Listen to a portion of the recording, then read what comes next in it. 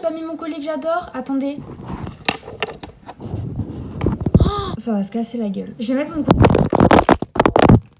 À l'aide. J'arrive pas à parler. Vraiment, c'est une catastrophe. Il y a deux mouches devant moi. On dirait que je suis pas à l'aise devant la caméra. Bonjour. J'ai vraiment très peu de temps pour filmer cette vidéo, donc j'ai intérêt à me dépêcher le cul. Aujourd'hui, on va parler d'un sujet qui m'intéresse énormément puisque ce sont les études. Je vais vous parler de ce que je fais en études supérieures, sachant que j'ai 20 ans. Ça fait 2 ans que j'ai quitté le lycée, que j'ai eu mon bac.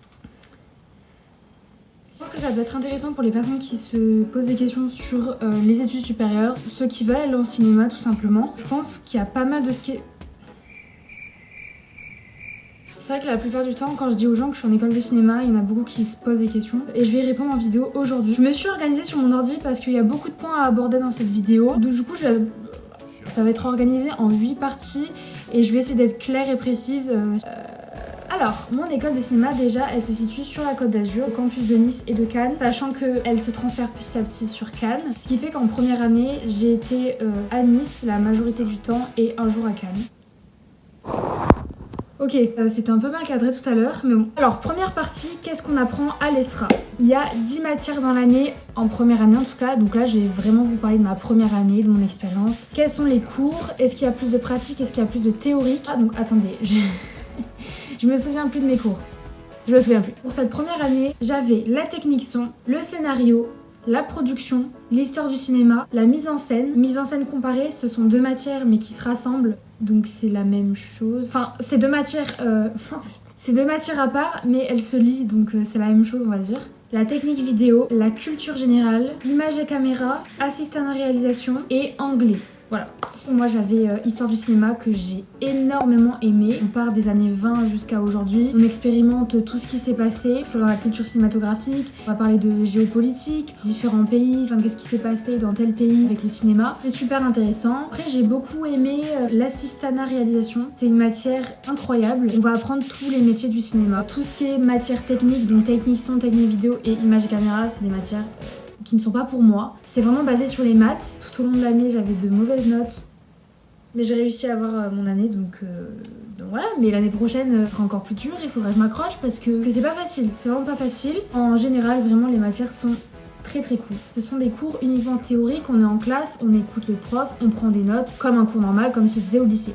Après, on a ce qu'on appelle les cours pratiques, donc on aura des TD, des TP au cours de l'année. Les TD, c'est des travaux dirigés, donc ce sont des cours dirigés par les profs. Par exemple, le prof va nous montrer comment on démonte la caméra, comment on la remonte, et après ce sera à nous de le faire en équipe, parce que tout au long de l'année on travaille en équipe et ça, faut vraiment s'adapter, il faut savoir s'adapter aux autres, faut apprendre à communiquer, et ça c'est hyper important. Ensuite on a les TP, ça c'est des travaux pratiques, on est vraiment en autonomie, en équipe encore une fois. On a des courts-métrages à réaliser, donc ça c'est notre prof de histoire du cinéma et mise en scène qui toute l'année nous a guidés sur ces devoirs-là. C'est lui qui nous donnait les consignes. Je vais vous donner un exemple de devoir qu'on a eu.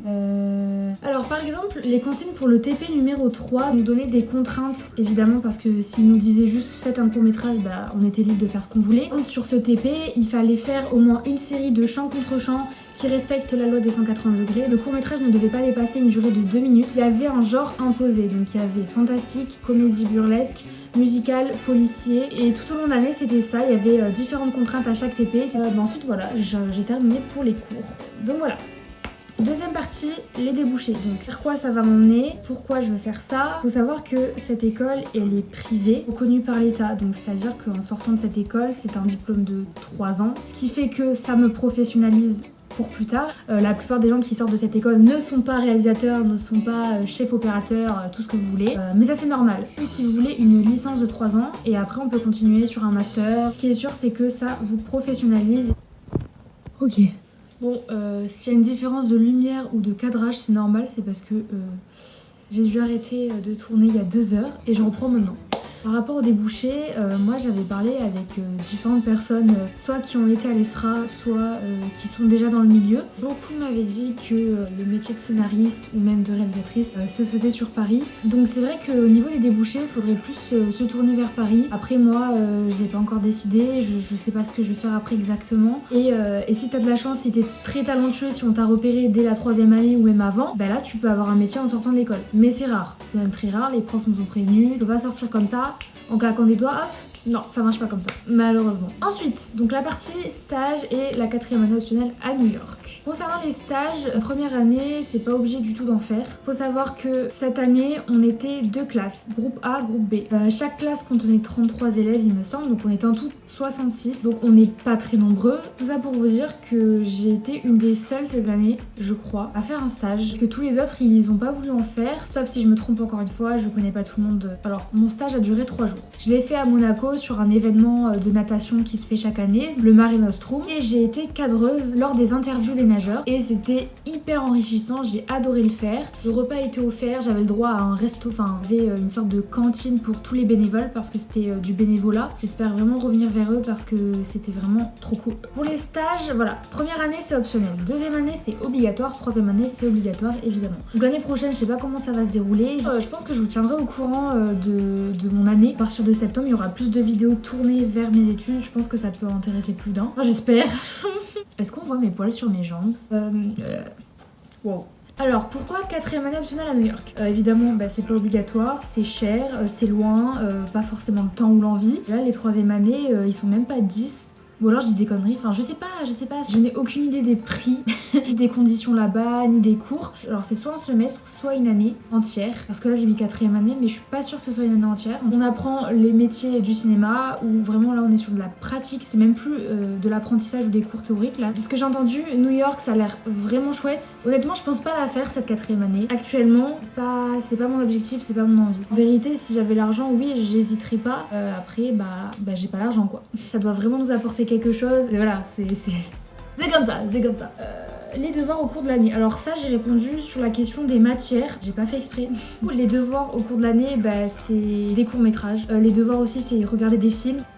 Mais c'est super! Non. Après, ça va au-delà de regarder un film, analyser les scènes, faut comprendre le contexte, faut tout analyser, genre les dialogues, la mise en scène, pourquoi cet angle de vue il est incliné comme ça. Il y a tellement de signification dans chaque plan au cinéma, on s'en rend pas compte. Et voilà, donc vraiment ça va au-delà de regarder un film, au-delà de se détendre devant un film. Moi maintenant je sais que après cette première année d'études de cinéma, j'ai vraiment un œil différent quand je regarde un film. Je vais beaucoup plus analyser la scène. Après les films c'était pas obligatoire, c'était vraiment de notre plein gré. Fallait s'y mettre quoi, si t'avais pas envie de regarder les films, c'est ton problème, mais le contrôle y tombait, fallait connaître. Voilà.